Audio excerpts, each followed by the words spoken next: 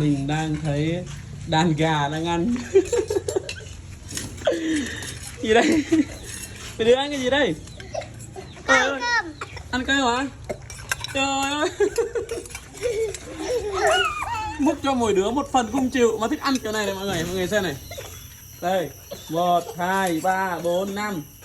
5 đứa đang làm gì? Ăn cơm. Ăn cơm hả?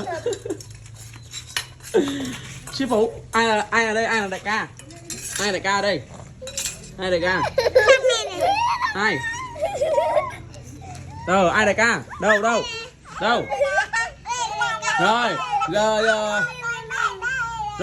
rồi. Giờ hỏi lại, ai đại ca chị thôi? Ai? Hải hả? Ai đây? Ai đây? Tên gì đây?